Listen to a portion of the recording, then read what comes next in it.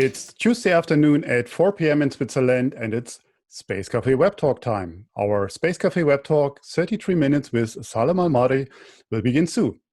Thank you for joining us for this very informative and definitely very inspiring event about the diversity and ambitions of the UAE Space Programme. As always, we really appreciate your participation and your ongoing feedback. I'm Torsten Kriening, your host today and publisher of SpaceWatch.Global. We are a Europe-based online platform for information in and about space and new space activities in a geopolitical context. I think many of you are already familiar with our website, our bi-weekly newsletters, daily newsletters, and the Space Café podcast. The last one, the episode number 7, featured Nahum, the artist. Check it out. It's really out of this world and available on all platforms. If you missed any of our previous web talks, we have an archive available on our website in the event section and now on YouTube as well. We host our Space Café web talks on a weekly basis. This is already our 18th edition. I hope you mark Tuesdays at the same time in your calendar. Today, I'm very honored to be joined by a good friend and a very special guest from Dubai, Salem Al Marri. Welcome to the show, Salem. Thank you, Torsten. It's great to be here. Salem is the Assistant Director General for Scientific and Technical Affairs at the Mohammed bin Rashid Space Center, MBRSC, in Dubai. And that's super cool, the head of the UAE Astronaut Programme, and we will talk about it later. He is responsible for ensuring various programs being run at the center within the UAE National Space Programme, which is based on 4 pillars: the Mars 2117, the Emirates Mars Mission Hope, and the UAE Astronaut Programme, as well as the Satellite Development Programme. Salem has over 15 years of experience and has been an integral part of the team. Then, when you set up the ISC, Emirates Institute for Advanced Science and Technology, in 2006, which then merged under the umbrella of the Mohammed bin Rashid Space Center in 2015. He was one of the first engineers to form the core of the knowledge transfer program based on the agreement with South Korean SATRAC initiative. And I think we will talk about this transfer program also a bit later. For his achievement, Salem received the UAE Pioneers Award in 2014. And there's so much more to say, which we don't, because we don't have the time. Salem, welcome to my show. I'm proud to have you here in this very, very special moment of time. Last week, we eyewitnessed one exciting and historic achievement of the UAE. Your Emirates Mars mission was launched from Japan, and you have been there, if I'm not mistaken. Congrats to that event, congrats to this mission. Can you tell us a bit more about that mission, and why is that so special? Is it just because it's Mars? And also, what led to this development? So, over to you. Yeah, thank you. It's wonderful to be here, Torsten. And yes, I was lucky enough to be part of the team that was at Japan in Tanegashima to be part of that launch and to witness the I would say that historic moment. I've been there a couple of times and seen the launch of Khalifa-Sat and other missions, but on a direct trajectory to Mars is a different feeling. So definitely that was exciting. We're very happy and proud. And, you asked why Mars, what is it we are thinking? This is, it's a good question. At the end of the day, this was a long journey for us. So this mission was over 6 years, about 7 years in the making. And it still has, obviously 3-4 more years to go. So it's a 10-year decade journey here that we're talking about. And it's really for the UAE, it's about that 10-year journey. It's not necessarily about specifically something related to a mission type or something like that. It's about the journey that we are going to learn through this development. We're going to build capabilities. We're going to be aiming for something that is extremely difficult, very hard to achieve. And through that journey and that aim, we'll be able to build up a very capable, young, engineering and scientific team.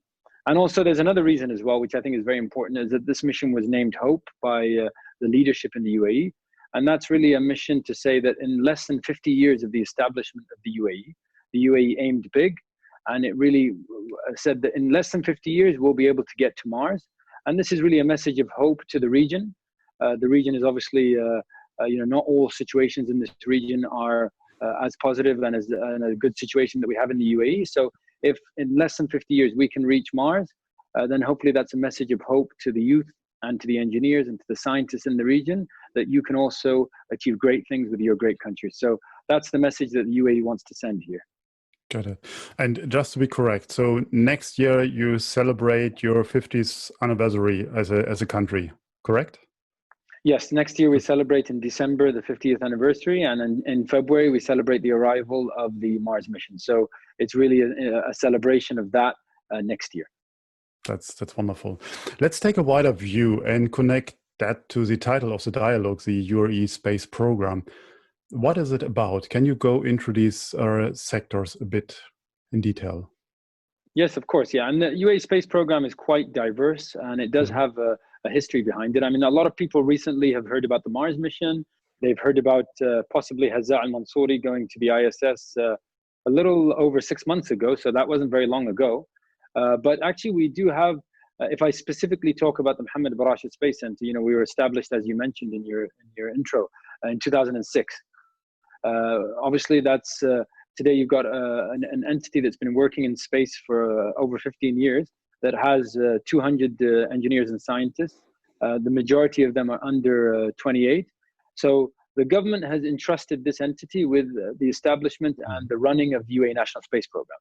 And that National Space Programme includes Mars exploration, it includes human spaceflight, it includes the development of satellites for Earth observation, for scientific purposes, for whatever reasons, and also the very ambitious Mars 2117 program, which is that we will contribute in the UAE to putting humans, hopefully, in Mars within the next 100 years. And we'll do that in 10-year plans, decadal plans. We've really, you know, we're talking about the first decade here, which is the Mars Science City and other things like that. So the UAE Space Programme is quite diverse. There is obviously things that happened before MBRSC as well, such as Thuraya, happened, I believe, in 97 and 2000. Those are commercial satellite providers, which kind of paved the way. But today, if we're talking really about Earth observation, we're talking about science, we're talking about what's happening at the Mohammed Rashid Space Center at the UAE Space Agency. So I think our space program is quite diverse and led by youth, which is something that is really good in a region that is 50% youth. So I think that really does send a message that we need to trust our youth and really empower them going forward. Okay. So how are you doing that? I mean, if I'm not mistaken, the entire space industry includes roughly about 800, 900 people in the UAE. Potentially half of them are Emiratis. I mean, how can you recruit your talents? I mean, it seems to be a very rare resource in your country, because it's not only space what you're doing. There's energy, there's whatever, AI, fourth industrial revolution, all of these cool stuff, what's going on, flying drones and so on. I mean, there are no day without any news of cool stuff that coming out of the UAE. So how do you win this fight about these scarce resources out of these about 1 million Emiratis? Yeah, that's a great question. I mean, this is obviously something that we have, been looking at from day one. And how we started was that, this resource or capable Emiratis in space didn't exist 15 years ago. So what we had at the center was a strong vision from our leadership that, okay, we need to partner with we happened to choose South Korea at the time, but obviously we looked at many different countries. We'll send a team of young Emiratis there. At the beginning, we were 3 people, went up to 8, and then it went up to 25 and then it went up to 40 over a 10-year period. So that 10-year period of knowledge transfer, joint development, which ended in the development of the UAE's first domestically built satellite, is how we built up our skills and capabilities. So you took basic engineers that are coming out of university, put them in that situation, and we really built the skill set from scratch. Now, those core engineers are now training and building the skill set for the next level of young Emiratis. It was much more difficult for us to recruit in 2005, in 2010, in 2015 than it is today. Now we get, for every seat that we have, we get 500 people applying because they see the impact of the Emirati space program. Now for us, it's obviously we have to pick and choose who do we want to join, and then we have to train them. So I think now we're at a stage where we have a lot of people applying, a lot of excitement. And also another thing of note is that universities in the UAE now have started to open up degrees and majors and link it to space. So where they develop CubeSats, There are degrees that are linked to aerospace, that are linked directly to the space field in terms of applications or in terms of satellite development. So that also helps us to pick and choose the right people that we want. So I think we're in a good situation, but it was very challenging at the beginning. And that's why we went through that knowledge transfer program where now we have over 100 very, very qualified engineers that went through that, who can now train and build that capability in others. Yeah, I can remember a decade ago when I was a student at the ISU and writing my thesis on capacity building in your countries for space. I mean, it was interesting to see, and then I must say, fascinating and rapid development. And I mean, one of the highlights, you mentioned it before, is your first UAE astronaut on the ISS. And now you're already heading for a second round of applications. And I mean, you are the head of this entire program. I mean, how cool is that? So, and again, here's the same question. How can your small country handle all these programs? I mean, are you spreading out to the agencies around the world? I mean, if I'm correct informed, and you trained the first astronauts are together with the Russians or in Star City. So, I mean, of course, you're looking for international cooperation, but how does it work? How you handle it as a country? And again, what is the impact on your own citizen here? I mean, is it really in the newspaper or your advertisement? Hey, do you want to be an astronaut? Here, apply here. Is it that? Yeah, I mean, these are all great questions. I'll try and get to them all. I think, Torsten, we're a small country, but we have a big impact, I think. Okay. And we try to manage, as you said, we have multiple programs that might be in other countries. Just one of them might be an entire focus of the space program in that country. Yeah. We have, 4 or 5 different directions and pillars: Mars, human spaceflight, Earth observation, communication, scientific missions, and then, activities on the ground. So with the human spaceflight, what we're trying to do is obviously, international cooperation is the #1 pillar throughout our program. With human spaceflight, it is definitely, even, I would say, multiplied. So at the end of the day, with a field such as human spaceflight, with the cost of that field, with the technology and the safety of life issues, definitely cooperating internationally is our #1 go-to objective here. And through that international cooperation, we build our capabilities and skill sets. So again, going back to that same core concept that we have. But we try to tackle, let's say, missions that add value definitely to the UAE's objective, but they can also contribute and add value to what's happening globally. So it's not that we're doing something on the edge on our own, just for our own purposes. We're doing something that we want, that is in our national objectives. For example, sending our first astronaut to the ISS and conducting different scientific experiments. However, we did that in a very unique way. We signed over 75 different agreements. We signed 6 cooperation agreements with different ISS partners: JAXA, ESA, Roscosmos, NASA, all the different players. And we conducted scientific experiments with all of those partners in every single segment of the ISS. I believe those types of things for a non-ISS partner haven't happened before. So we make sure that we cooperate with everybody, we work with everybody, and we try to work in a win-win situation with all the players.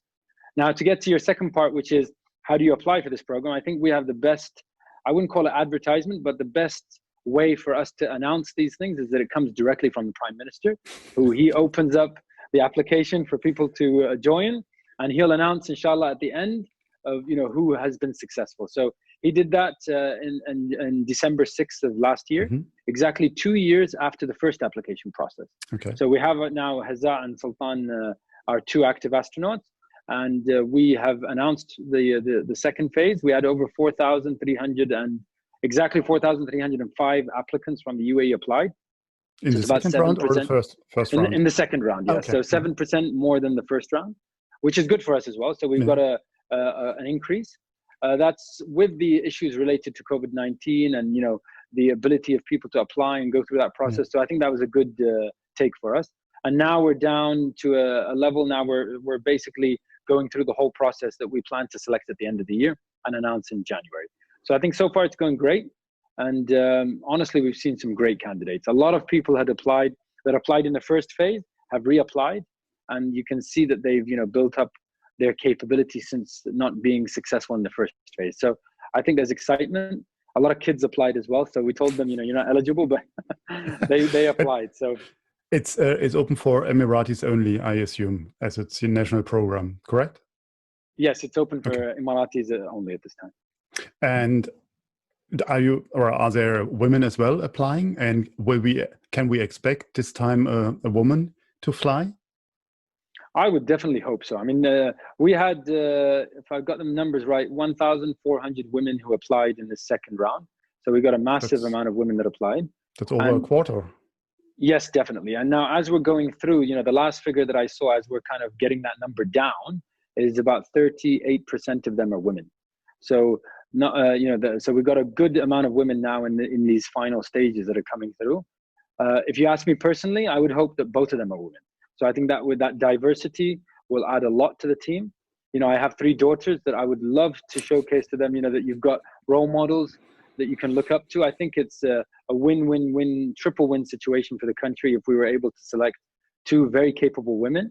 The way we will select is that we will select the best out of the people that applied. So we'll try to get diversity in terms of gender, in terms of the different skill sets. Hazza is a military pilot. Sultan is a PhD in engineering. We'll definitely try to get some diversity. Yeah. But if the next best 2 are military pilots, we will select based on the skill set. So I really hope we can get 2 very capable female, inshallah. Let's hope that works. That would be a clear sign. Let's put it that way. And international definitely recognized. Yes, for sure. Yeah.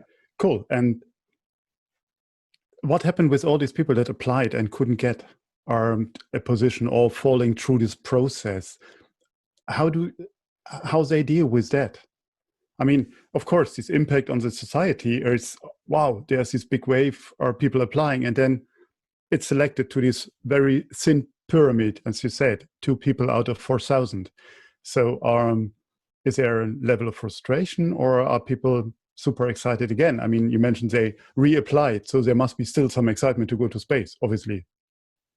Definitely excitement is there. And, one thing that I think this is probably, I would call an issue that is existent in all of the countries that have human spaceflight program, that you can only have a certain amount of astronauts who are at the top of that, let's say that whole complex that's happening. So we always give the message that, you've got 1 or 2 astronauts that are going to go to the ISS, but you've got 100 or 200 people that are going to facilitate that journey. They're going to plan their every single move. They're going to look at their scientific experiments. They're going to build those scientific experiments. So you need engineers for that. You need operators to operate that mission. I mean, our experience with our first ISS mission showcased to us that, we need to monitor every 10 minutes what's happening with Hazza in the ISS. And we need to put every 15 minutes what he's doing. So even that type of detail is something that you need a big team to follow up and to build up. So that's the message that we always give for the people that didn't make it, but also to the young kids. If you go and talk to 3,000 people at a school, which is what the astronauts are doing on a regular basis, pre-COVID-19, of course, you have to tell them that we want engineers, scientists, teachers, artists, etc. Whatever you might be, you can contribute to an astronaut's mission going to the ISS. Just for your information, there was a lot of art, poetry, drawings by kids, books that were written, short stories that we took to the ISS that Hazza al-Mansouri interacted with, that he read, so that was a push from us to showcase the art, reading books, etc. Those types of things are very important for this field. So, they call it STEAM these days, and arts is a big part of that. So absolutely, that's the message that we really want to send, that, you can be a big part of this global push, but the astronaut obviously is not necessarily the thing that everybody will get. Absolutely, yeah. So as you talked about artists, I mentioned earlier, the 7th episode of our podcast is with Nahum, an artist who has a piece of art on the ISS. So you can send your heartbeat to the ISS and it's seen there and as a flashing light. So it's talking to him is fascinating. It really gives you this additional inspiration why to do that.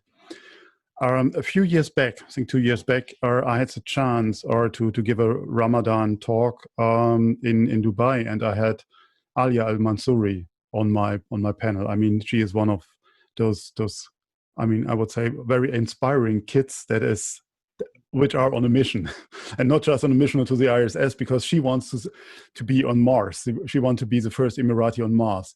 So, and that's one of your next, or the other project, big project, and I was fascinated 2017 when you announced it, the 100-year plan for Mars. I mean, I'm not aware of any other agency, any other country which has this long reach view to another planet to start a new civilization there. And I mean, it's now 3 years old project, so 3% we are in the run.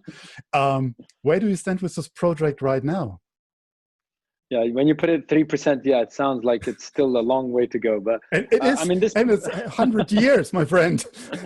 Yeah, definitely, yes. So, this project, I think, is, in my opinion, it gives the space industry in the UAE a big, audacious goal to aim for. Something huge, and the government is saying today we will support and fund that. That vision, obviously, the way you're going to get there will change. In terms of the programs that you'll implement, it will change with what's happening at the time, of setting those plans. But as I mentioned, we are putting 10-year plans, and we're looking at implementing initiatives and projects under each of those 10-year plans. That eventually that will be something where the UAE is supporting the global community of getting to Mars. We, as the UAE, as you mentioned, we're a small country, but we have a big impact. We know that we're not going to be able to develop the whole infrastructure of putting a city on Mars, getting people, the rockets, etc., all of that to Mars. But our objective here is that we will be looking at, for example, the first major project is the Mars Science City. So we're going to build a city here in Dubai, close to the Mohammed Space Center. There'll be a focused area for research for food, water, energy, which are obviously important things of getting to Mars. There'll be an analog study of where we'll propose unique types of analog studies with candidates from international space agencies and from UAE entities, where they'll be studying, the long-term effects of going to Mars and living there, and being able to kind of survive that journey. There's also missions that we're planning that we will announce in the coming months that are reached CDR phase currently, that will also be in line with that plan of getting humans or missions to Mars, and using obviously different ways to get there, whether it's robotic or satellite missions, etc. So there's a lot of plans that we have that we'll be announcing shortly. The main one obviously is the Mars Science City. And I think, for us as a country to have that objective and to showcase internationally that we have this objective, that really does play well when you talk to entities internationally. When you're talking to ESA, NASA, etc., they come and say to the UAE, okay, you guys have got something where we also want to be part of that. So you're contributing, and we can be part of what they're doing as well. So I think that's really a good placement for the UAE today. That's pretty cool. The last topic, or the last area I would like to mention, is your heritage, where you come from.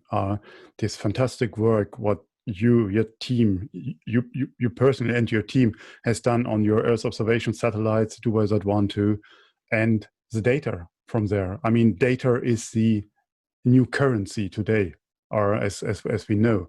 I would like to get into that before we then take potentially some questions from the audience. So where is that? Is that now falling off because of these other super cool projects? Are the cool projects now off the table? I can't imagine, but I mean, if somebody wants to work for you, he wants to be on the leading edge, so on the Mars mission also, but you say, no, come on, do the CubeSat stuff? Yeah, I mean, that's a great question. I mean, at the end of the day, an engineer is an engineer. As long as he's kept busy, they'll be happy. But I think they want to work on the cooler projects, definitely. And, every year we have something different. Let's say pre-2019, we were the only missions that we had launched up until 2018 were remote sensing satellites. Yeah. And, they're not small satellites. I mean, KhalifaSat was 350 kilogram satellite. We did have some CubeSats that are 1U CubeSats, etc., that we've launched. Since then, obviously, we've had astronauts launched. We now have our Mars mission. We do have a lot of exciting missions that we'll announce that will, be something similar to what we've done in the last couple of years. I think, when you look at our heritage, when you look at the way that we started with the knowledge transfer in Korea, we sent 3 people. I happened to be one of those people. I was the program manager for DubaiSat-1. I was also the program manager for DubaiSat-2. So that heritage is kind of very important for us at the Mohammed Space Center, because that was our grounding or founding principle. That's what grounds us and says, That was our core. That's how we built the capabilities at the center. And that is what is allowing us to do the different programs that we have now. We do have missions also that will continue in the Earth observation. I think that's very important because, yes, we started there. It's not as cool as Mars. It's not as cool as the moon. It's not as cool as humans going to the ISS. However, it is very beneficial to the country in terms of applications. We do have a broad set of customers who use those images. Today, KhalifaSat images at 70 centimeters. Our future satellites will plan to be even higher resolution than that. All of those images are used for many different purposes, you know, town planning. There's a lot of environmental purposes. We do also plan to launch an environmental satellite that will be studying CO2 in the atmosphere. That will be next year, the beginning of the first quarter of next year. Again, remote sensing. So I think that field definitely will continue. That's an area that we're focusing. So Earth sciences, now we have Mars sciences, we have human spaceflight and those types of scientists, human life sciences, and we have all of the stuff that we're doing on the ground with the Mars Science City. So it is not as cool, definitely, but for me, it is still there as something that is really important because it really grounds us and we build our capabilities there, and that goes towards the next missions as well. I think the data is even stuff is even cooler, but I mean, it's just my personal point of view. I agree. These lighthouse projects, the other is what really matters for us as society globally. I mean, we see it with the current challenges where we are in. What do we need? We need satellite data to see what's going on. I think that's very good. So as we are almost just the two of us talking here, what's the next big thing for you? What will excite you over the next few months? Watching a spacecraft on its way to Mars? I mean, you know, definitely the next 6-7 months we're focused on what's happening with the Emirates Mars mission.